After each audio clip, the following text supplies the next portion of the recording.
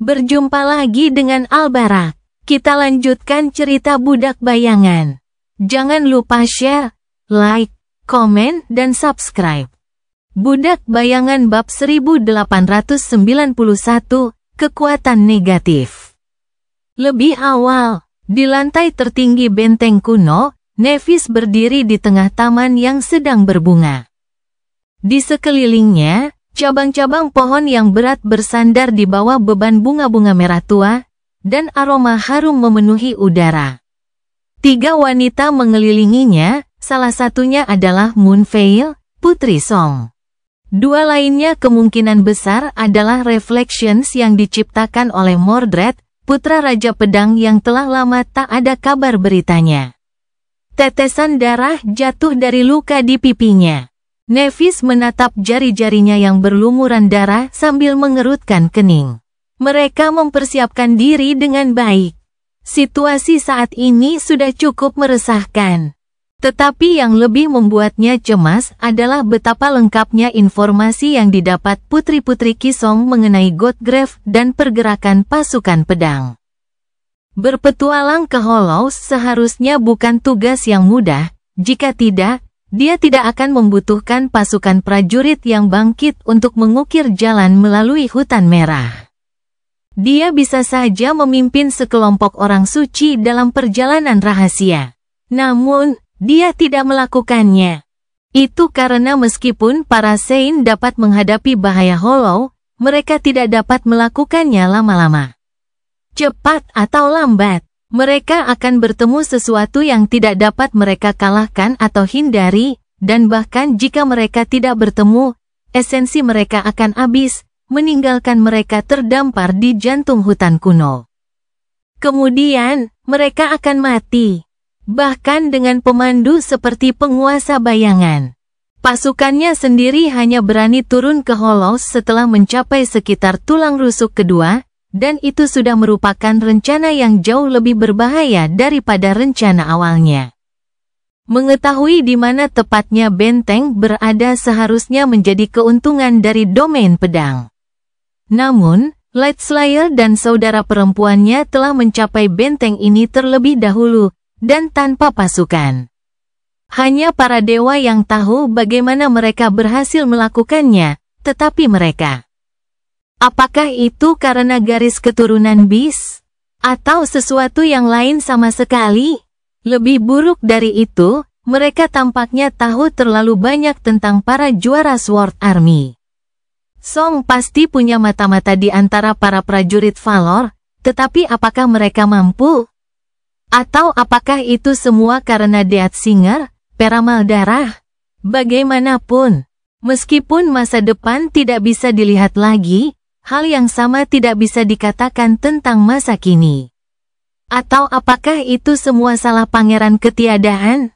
Apakah dia melakukan lebih dari sekadar berjuang menuju kuil tanpa nama saat mengunjungi penguasa bayangan sebelum perang? Nevis tidak tahu.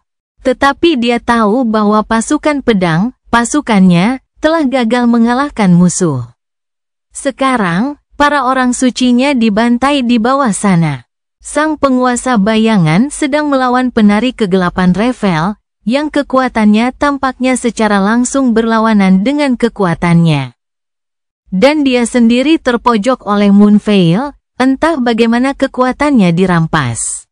Situasinya mengerikan. Song tidak hanya berhasil menguasai benteng, tetapi mereka juga dapat memberikan pukulan fatal bagi pasukan pedang dengan melenyapkan 14 orang suci, termasuk 2 jagoan terkuatnya, dirinya dan Sunny. Sunny, bayangan dirinya yang berdarah akibat pedang Revel terlintas di benak Nev. Dia tidak benar-benar berdarah, tapi tetap saja. Sudut mulutnya melengkung ke bawah, dan tatapannya menjadi dingin.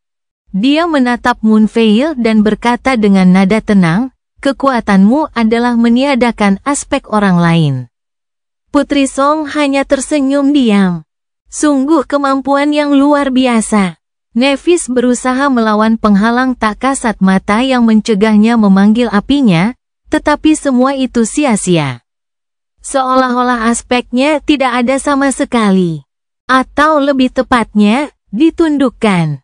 Dia memang merasakan perlawanan, tetapi kekuatan penindasan itu terlalu besar untuk diatasi. Bahkan ingatannya pun tampak melemah. Mungkin itu sebabnya panah cahaya bulan menembus baju besi Saint Sagramor dengan mudah.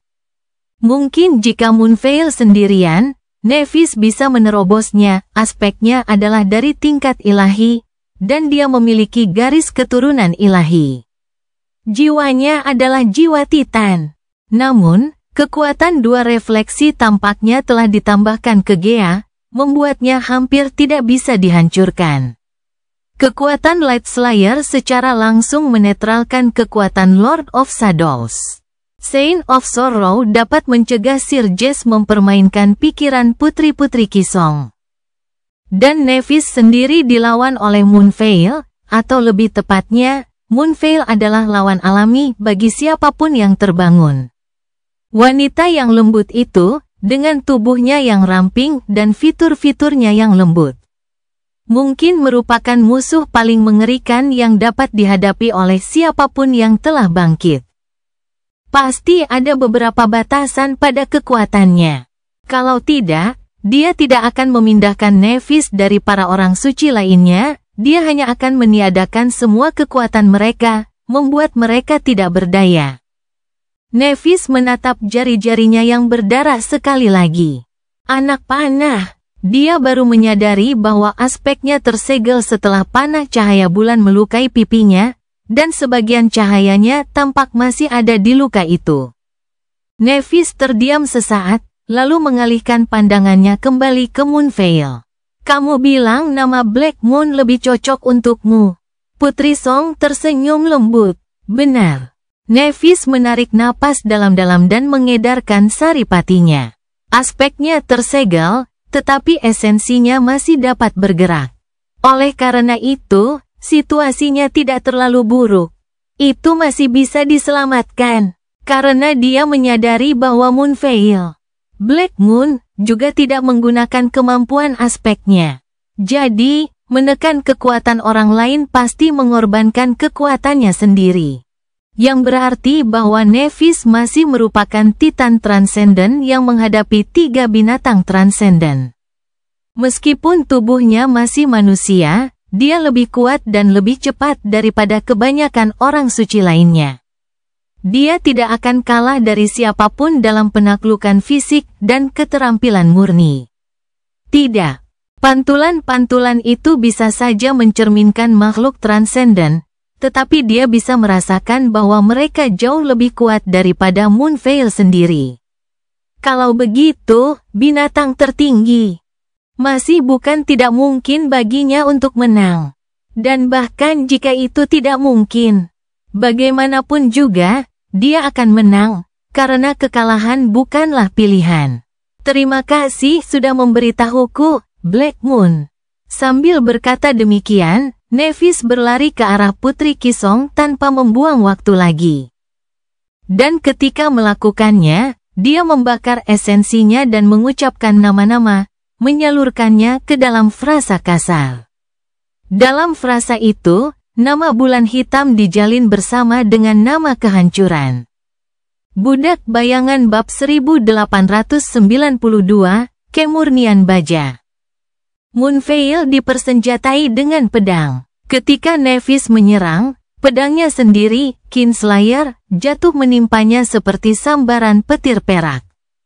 Dia telah mengaktifkan salah satu mantranya, memasukkan kerusakan unsur ke dalam bilah pedang yang muram itu, dan, pada saat yang sama, memanggil matahari tanpa nama dan perjanjian kebencian.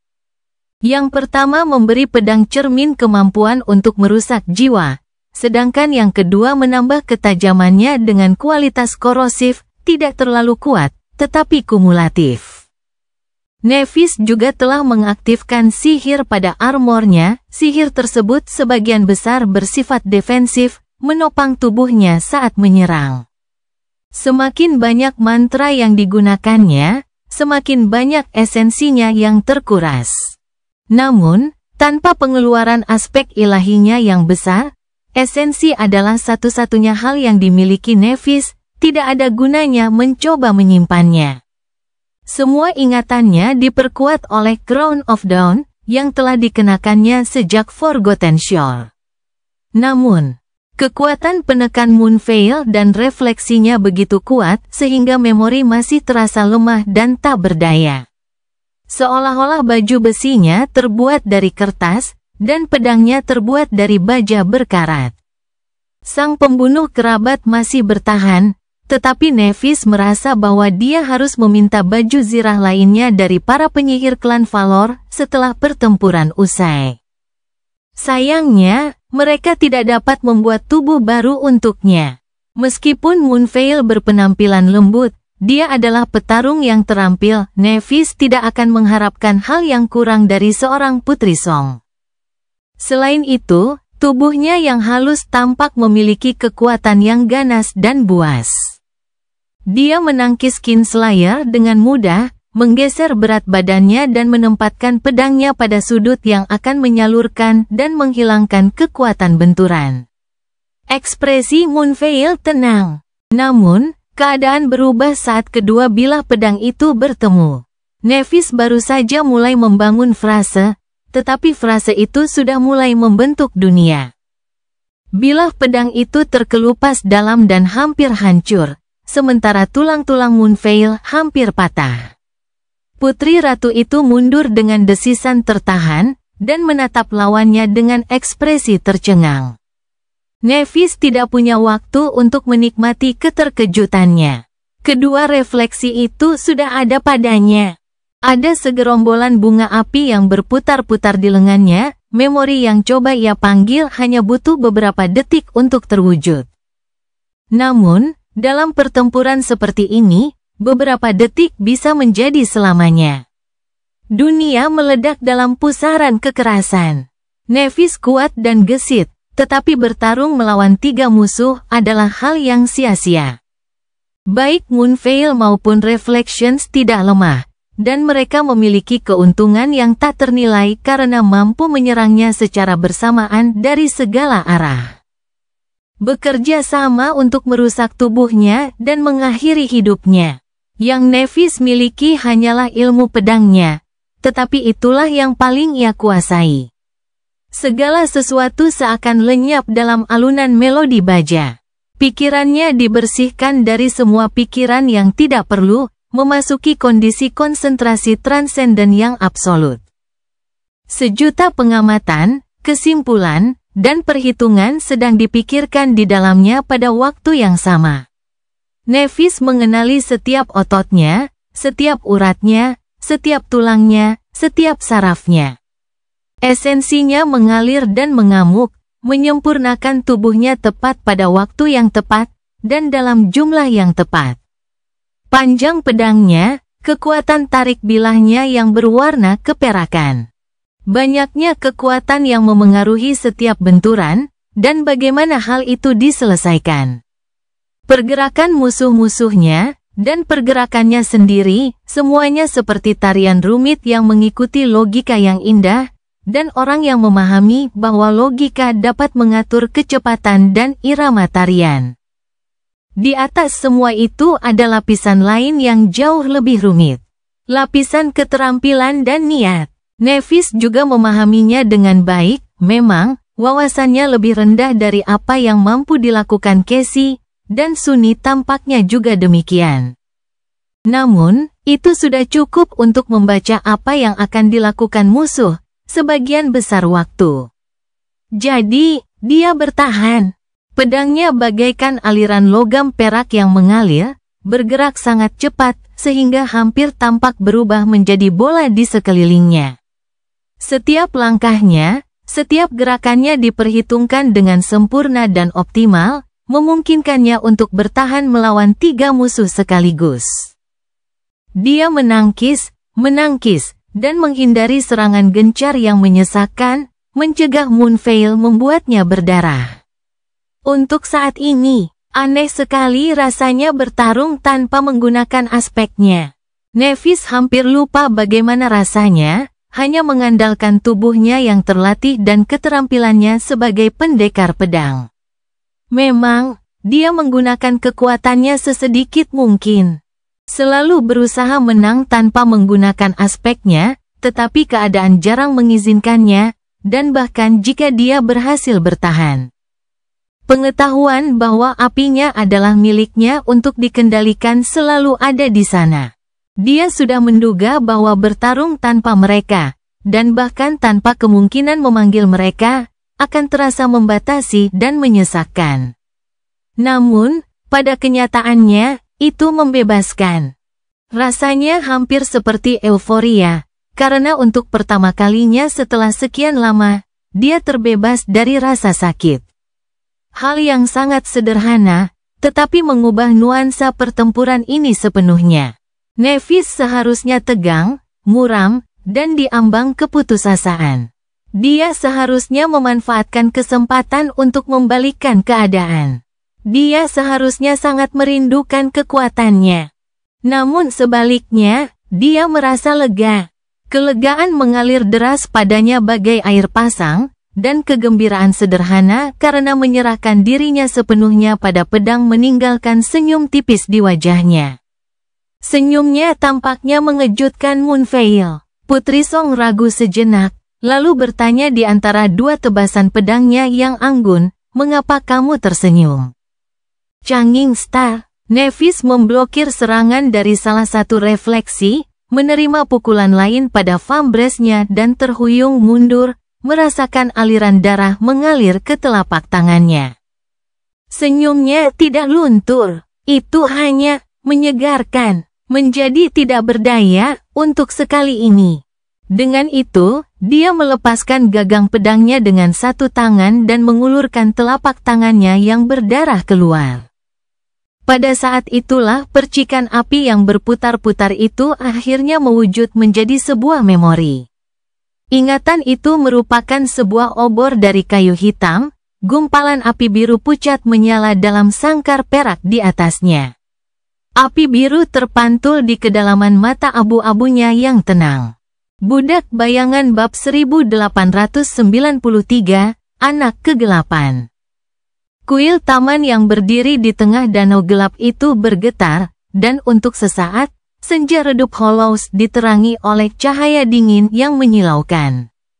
Semburan api biru yang dahsyat melesat dari jendela-jendela yang ditumbuhi tanaman liar di lantai atas kastil, memanjang puluhan meter ke segala arah seperti sinar bintang yang berapi-api. Tanaman merambat dan cabang-cabang yang menutupi lubang-lubang itu langsung berubah menjadi abu. Selama sepersekian detik, dunia tampak membeku. Kemudian, jaring retakan cemerlang menampakkan diri di dinding kuno, dan seluruh puncak kastil menghilang dalam cahaya ledakan dahsyat yang menghancurkan. Bunga api biru yang besar mekar di atas danau yang gelap. Awan serpihan api melesat keluar seperti pecahan peluru, dan guntur yang memekakkan telinga menggelegar di atas air yang bergelombang seperti suara gemuruh. Puncak menara kastil yang besar miring perlahan, runtuh ke dalam api, lalu jatuh dari ketinggian yang luar biasa. Saat massa api yang mengepul membubung ke udara, pohon-pohon dan tanaman merambat yang menembus lantai atas benteng yang hancur terbakar. Api menyelimuti mereka dengan ganas, dan menyebar ke bawah. Jauh di bawah, Sein berdiri tegak saat seluruh struktur kastil bergetar. Di depannya, Lightslayer diselimuti pusaran kegelapan, tubuhnya yang lentur tertutup oleh aliran air yang gelap, seolah-olah dia telah menyatu dengannya. Dan kemudian, sesuatu bergerak dalam kegelapan. Kegelapan mulai terbentuk, dan tiba-tiba, Sein harus mengangkat kepalanya untuk menatap mata musuhnya. Revel masih mempertahankan sebagian besar ciri-ciri manusianya, hanya saja kecantikannya menjadi lebih menakjubkan. Tingginya juga bertambah, mencapai hampir 4 meter. Rambut hitam legamnya tampak lebih panjang, dan dua tanduk obsidian menonjol dari kepalanya, sedikit melengkung. Dua sayap hitam seperti kelelawar tumbuh dari punggungnya, masing-masing dimahkotai dengan paku obsidian yang tajam. Dengan kulitnya yang seputih pualam dan mata yang gelap, dia bagaikan iblis kegelapan yang cantik, atau mungkin malaikat yang jatuh. Sesaat kemudian, tatapan matanya yang tajam tiba-tiba bersinar dengan intensitas tinggi, dan dia menerjang maju. Pedangnya yang melengkung juga membesar, berubah menjadi seperti odachi, atau apapun sebutan untuk odachi bagi pedang. Pantulannya pun sudah diselimuti pusaran kegelapan. Sein diam-diam berlari maju untuk menghadapi serangan itu. Pedang Revel bertabrakan dengan perisainya, hampir membuat lengannya tertekuk. Ksatria pendiam itu dengan keras kepala menahan kekuatan benturan yang mengerikan itu, tetapi masih cukup mengerikan untuk membuatnya terhuyung mundur beberapa langkah. Namun, pada saat yang sama, salah satu sayap Revel melesat maju seperti ekor kalajengking, dan paku obsidian yang tajam, atau mungkin cakar, melintas di atas tepi perisai bundar, menembus baju besi Sein dan dadanya. Tidak mudah untuk menghancurkan armor Onyx Underworld, tetapi sayap Light Slayer melakukannya dengan mudah. Sayap itu mundur secepat serangannya, mencegah Sein menebasnya dengan pedangnya. Namun, sayap yang lain sudah turun untuk menyengatnya dari sisi lain. Aliran debu merah delima mengalir dari luka mengerikan di dadanya, mewarnai baju zirah onyx itu menjadi merah. Sein dengan tenang menggerakkan perisainya untuk menangkis cakar obsidian itu. Pukulan itu mendorongnya mundur sekali lagi, dan sepersekian detik kemudian, Revel melebarkan sayap pertamanya saat cakar itu mundur, menebas Shadow dengan ujungnya. Ujung sayapnya lebih tajam dari pedang. Sein menangkisnya dengan pedangnya, tetapi goresan dalam tertinggal di sarung tangannya. Pedang Revel sudah melayang dan meluncur ke pelindung helmnya. Kemampuannya menggunakan senjata dan sayapnya untuk menciptakan banjir serangan mengerikan yang tak terputus terasa aneh sekaligus memesona. Anggun seperti tarian dan mematikan seperti pelukan kematian. Setiap gerakan mengalir dengan mudah ke gerakan lainnya, menciptakan tontonan yang gelap dan mengerikan. Di belakang mereka, refleksi telah menyelesaikan transformasinya. Para makhluk iblis itu menyerang Sein secara serentak, melepaskan serangan bertubi-tubi yang begitu mengerikan hingga iblis transenden lainnya akan musnah dalam sekejap. Namun, Ksatria Batu Anggun yang menghadapi mereka bukanlah iblis biasa. Dia adalah salah satu dari orang suci batu, anak-anak dari dunia bawah. Diberdayakan oleh berkat bayangan, dia terlalu menakutkan untuk dikalahkan dengan mudah. Lebih dari itu, sementara aspek Revel mengimbangi aspek tuannya, Sein sendiri berkembang dalam kegelapan unsur yang dipanggil oleh Putri Song. Aula gelap itu segera hancur oleh badai onyx dan baja. Ketiga makhluk kuat itu bertarung dalam pertempuran mematikan di bawah langit-langit ruang kuno yang runtuh dengan kecepatan yang mencengangkan. Amukan pertarungan mereka begitu dahsyat sehingga kayu mistis di sekitar mereka mengerang dan bergetar, dan kegelapan itu sendiri tampak gemetar ketakutan. Sein tetap bersikap dingin dan acuh tak acuh seperti biasanya, matanya yang merah menyala bersinar dengan api merah. Perisainya yang rusak telah menahan pukulan yang tak terhitung jumlahnya, dan bilah pedangnya yang hitam telah merasakan darah musuh beberapa kali. Sedihnya, semua luka yang telah ia berikan pada Revel dan refleksinya bersifat dangkal dan tidak berarti. Sementara itu, baju zirahnya sendiri sudah rusak parah, bocor di belasan tempat, dan berlumuran debu merah delima.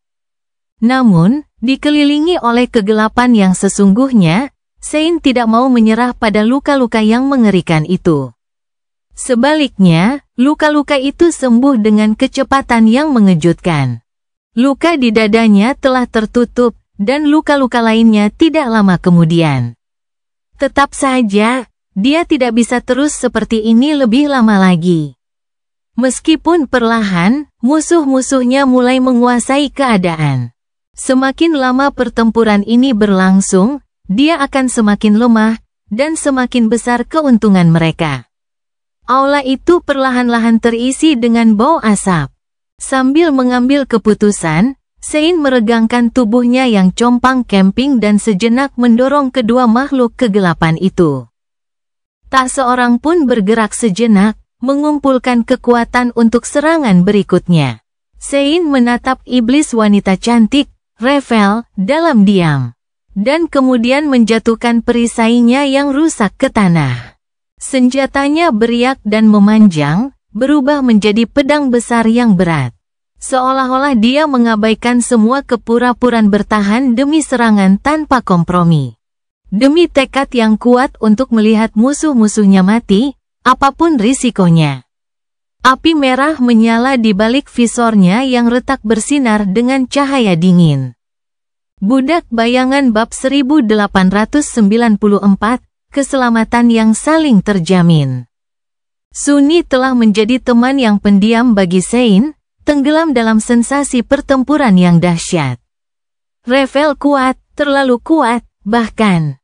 Kalau dipikir-pikir, dia mungkin menjadi agak sombong setelah mencapai transendensi, yang menyebabkan dia meremehkan para juara Song. Mengapa Sein pertama di antara putri-putri ratu tidak akan menjadi sangat kuat? Tentu saja, Revel selalu rendah hati, menghindari sorotan dan perhatian publik. Tidak ada cerita tentang perbuatannya atau berita tentang prestasinya dalam beberapa tahun terakhir.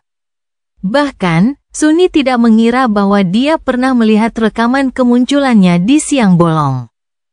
Namun, dia seharusnya lebih waspada terhadap 7 saudari transenden, yang telah dibesarkan oleh seorang penguasa dan mewarisi garis keturunan Dewa Binatang. Sunni masih yakin bahwa ia bisa mengalahkan mereka masing-masing dalam pertempuran, sama seperti ia yakin bahwa ia bisa mengalahkan Morgan, jika bukan karena fakta bahwa Revel menggunakan kekuatan atas kegelapan unsur sebagai senjata dan dibantu oleh Mordred. Bajingan licik itu. Bagaimana dia masih bisa menimbulkan masalah bagi Sunni dari tepis Tomsi? Untungnya, Sein menangkal aspek milik Iait Slayer seperti halnya menangkal milik Sunni. Jadi, dia tidak terlalu khawatir. Sampai dia membuang perisainya dan mengubah pendiriannya. Pada saat itulah, Sunni akhirnya merasakan sedikit tanda waspada. Dia teringat akan sikap itu. Itu adalah tanda bahwa dia meninggalkan teknik konservatifnya yang biasa demi teknik yang buas dan sangat mematikan. Yang sama sekali kejam, baik terhadap musuh-musuhnya maupun terhadap dirinya sendiri. Kegelapan itu dipenuhi oleh bau asap. Deru ledakan yang mereka dengar sebelumnya pasti disebabkan oleh Nephis. Dia tampaknya tidak meledakkan inti jiwanya, jika tidak, seluruh benteng akan hancur menjadi tumpukan puing. Jadi, ledakan itu pasti disebabkan oleh aspeknya, sihir nama, atau keduanya. Itu pertanda bahwa dia masih hidup dan berjuang, setidaknya. Namun, Sunni berusaha keras untuk memahami apa yang telah membuatnya tertahan begitu lama. Dia mengira dia akan menghadapi musuh lebih cepat daripada lambat. Itu semua terserah Sein. Jaga keselamatan. Bayangannya melangkah maju, lalu tiba-tiba menendang perisai bundarnya dengan kekuatan yang mengerikan. Perisai yang rusak itu melesat dari lantai yang retak seperti cakram, bertabrakan dengan refleksi dan membuatnya terhuyung mundur. Ksatria batu yang anggun itu sudah menerjang Revel. Sein mengabaikan cakar obsidian itu dan membiarkan mereka menembus baju zirahnya dengan bebas. Satu cakar melepaskan pelindung bahunya dan merobek bahunya, cakar lainnya menggesek sisi helmnya. Menghancurkannya berkeping-keping. Rambutnya berkibar tertiup angin, dan wajahnya yang cantik tak berperi kemanusiaan tampak, tanpa ekspresi dan berlumuran debu merah marun. Di saat berikutnya, pedang besarnya yang berwarna gelap bertabrakan dengan bilah pedang Revel, melemparkannya ke samping, dan membelah sayapnya. Tubuh Light Slayer dilindungi oleh baju besi kulit, tetapi sayapnya tidak.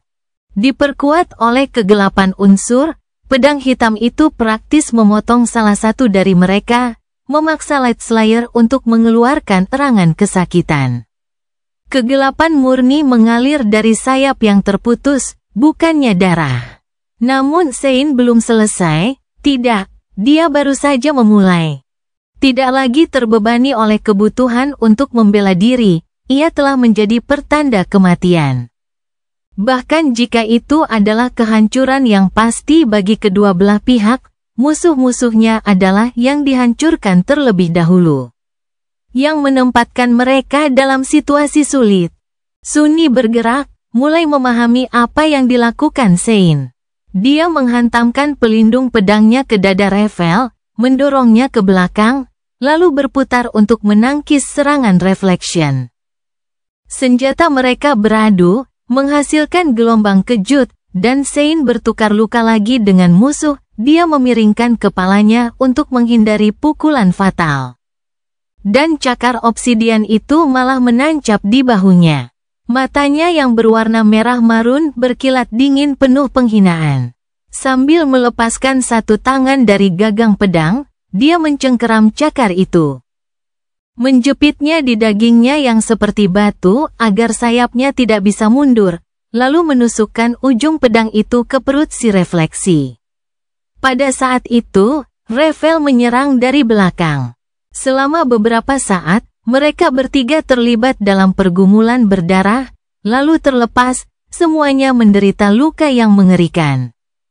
Sein telah terluka lebih mengerikan daripada musuh-musuhnya, tetapi mereka pun tidak lolos tanpa cedera. Sunni merasakan amarah yang mendalam melihat betapa terlukanya Shadow yang pendiam itu, tetapi di saat yang sama, dia ingin tertawa, karena dia akhirnya mengerti maksud Sein. Sebenarnya, dia tidak mencoba mengorbankan dirinya untuk membunuh musuh, lagi pula, musuh tidak akan mengizinkannya. Sebaliknya, dia mempertaruhkan nyawanya pada kenyataan bahwa musuh juga tidak akan mengizinkannya melakukannya. Sein sedang melawan Revel dan refleksinya. Tetapi Revel hanya melawan seorang pelayan Lord of Shadows. Jika dia membiarkan dirinya terluka parah, atau lebih buruk lagi, terbunuh, Lord of Shadows akan menang. Dengan kata lain, Sein dapat menjalankan strategi saling menghancurkan untuk mengalahkan musuh, tetapi Revel tidak bisa, karena yang akan dihancurkannya hanyalah antek musuh, bukan musuh itu sendiri. Yao licik. Apakah Santo yang mulia dan sombong itu telah mempelajari beberapa trik berbahaya setelah mengikutinya selama bertahun-tahun? Bagaimanapun, pertempuran mencapai jalan buntu yang dipaksakan. Iblis kegelapan yang cantik, Revel, menatap Shadow yang babak belur dengan ekspresi muram. Setelah beberapa saat, dia berkata sambil menggertakkan giginya, "Sialan." Suaranya yang memukau terdengar seperti nyanyian jurang tak bercahaya, tetapi Sunni lebih tertarik pada emosi yang tersembunyi dalam satu kata pendek itu. Itu adalah kemarahan. Apa yang akan kamu lakukan sekarang? Sunni tidak yakin apa yang akan dilakukan Revel. Tetapi dia sudah tahu apa tindakan selanjutnya, dan harus bertindak cepat. Jadi, dia membiarkan dirinya terpisah dari Sein dan diam-diam mengalir ke lengannya. Kebilah ular jiwa, budak bayangan bab 1895, tubuh baja. Sunni memutuskan fusinya dengan Sein dan meluncur ke bilah Soul Serpent, melilitkan dirinya di sekitar bilah pedang besar berwujud ular itu. Tanpa dukungannya, ksatria pendiam itu bergoyang sedikit, namun, mengingat seberapa parah lukanya, tanda kelemahan yang tiba-tiba itu tidak terlihat aneh. Raven tidak menyadari apapun, berasumsi bahwa makhluk yang sangat cantik itu hanya terluka terlalu parah. Sunni menyatu dengan Serpent, dan linglung selama sepersekian detik. Menjadi satu dengan Sein sudah menjadi perasaan yang cukup aneh, namun, menjadi pedang adalah pengalaman yang sama sekali asing. Sunni tidak punya darah, mata, dan anggota badan. Tubuhnya kaku dan tidak kenal kompromi, ditempa untuk satu tujuan, memotong, membelah, dan mengukir, memisahkan makhluk hidup dari konsep kehidupan. Digenggam erat oleh pemiliknya, dia berada di tempat yang seharusnya.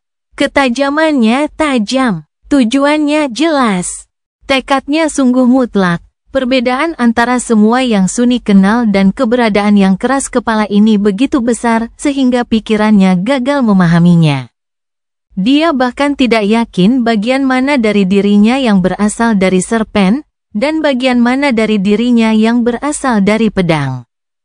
Ada banyak sekali nuansa yang gagal dia pahami, banyak sekali lapisan dirinya yang bisa dia rasakan, tetapi tidak bisa dia pahami. Akan tetapi, momen-momen singkat ini pun merupakan sebuah wahyu. Saat memperkuat Sein, Sunni sudah menduga bahwa menyatu dengan bayangannya dapat membimbingnya ke tahap selanjutnya dari tarian bayangan.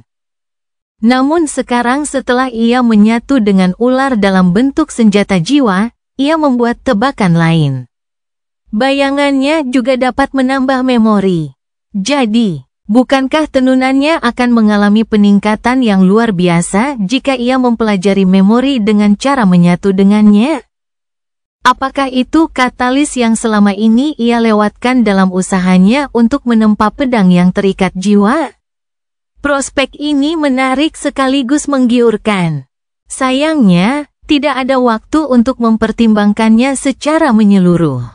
Karena dia masih berada di tengah pertempuran yang mengerikan, dan pertempuran itu akan mencapai klimaksnya.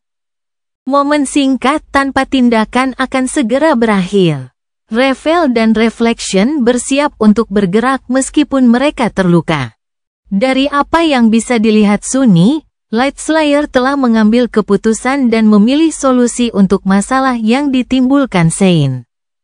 Dia akan mengorbankan refleksi untuk menghancurkan pelayan penguasa bayangan, lalu berurusan langsung dengan tuannya. Setidaknya itulah yang akan dilakukan Sunni. Jadi, dia harus mencegah hal itu terjadi. Dia menyesal tidak memiliki gigi, karena saat ini adalah saat yang tepat untuk menggertakkannya. Seperti apa rupa pedang yang punya gigi? Pikiran itu tiba-tiba terlintas di benaknya, tanpa diundang. Lebih baik tidak membayangkan. Santo, sekarang, dia memberinya perintah mental. Sebelum Revel dan Reflection bergerak, Sein bergerak sedikit. Armornya yang hancur berderit, dan debu merah tua berhamburan ke dalam kegelapan yang mengalir. Dia mengangkat kedua tangannya di atas kepalanya, seolah bersiap untuk melancarkan tebasan ke bawah yang kuat. Namun, alih-alih melakukannya, Shadow yang anggun itu mencondongkan tubuhnya ke depan dan melemparkan pedang besar berwarna gelap itu ke arah Revel dengan seluruh kekuatan transenden miliknya. Itu benar-benar tindakan yang bodoh. Lightslayer tidak hanya dapat dengan mudah menghindari atau menangkis proyektil darurat itu, tetapi Sein juga membiarkan dirinya tidak bersenjata dan tidak berdaya. Sebuah kesalahan besar dalam pertarungan yang sudah membuatnya kalah. Itu hanya saat Revel menggerakkan sang sudonya untuk menepis pedang besar berwarna gelap itu ke samping, Sunni memberi perintah lain. Seketika, pedang itu beriak dan berubah bentuk, mengembang menjadi siluet manusia yang samar-samar. Siluet itu kemudian membengkak, berubah menjadi sosok mengerikan saat mendarat dengan keras di lantai kayu dan menerjang Putri Song. Dia telah memerintahkan ular untuk mengambil bentuk baru. Sunni telah mempertimbangkan dengan saksama bayangan diam mana yang akan ia pilih. Awalnya, pikirannya tertuju pada yang paling jelas, Ksatria Hitam dari Katedral Dark City yang hancur, musuh lamanya. Ksatria Hitam adalah musuh yang menakutkan dan mencekam. Yang terbaik dari semuanya, ia menguasai kegelapan sejati, memiliki beberapa kemampuan ampuh yang terkait dengannya, dengan membunuh penjaga katedral yang kejam. Sein berevolusi untuk pertama kalinya. Sekarang setelah mereka dikelilingi oleh elemen yang sama, Serpen dapat meminjam kedekatannya dari bayangan ksatria hitam dengan mengambil bentuk masa kegelapan yang mengenakan seperangkat baju besi terkutuk.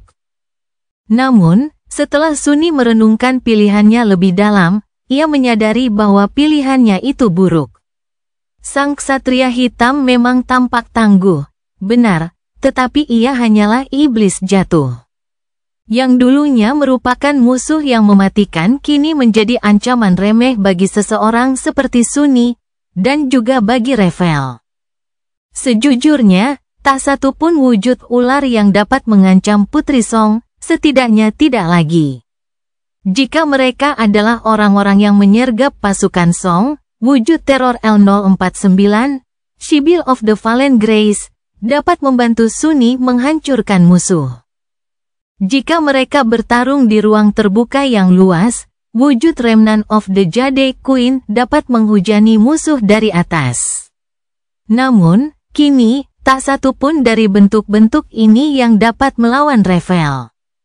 Ia akan menghancurkan mereka dengan mudah, tanpa membuang waktu. Dan Sunni sangat membutuhkannya untuk menyia-nyiakannya. Jadi, bentuk yang diambil Serpen.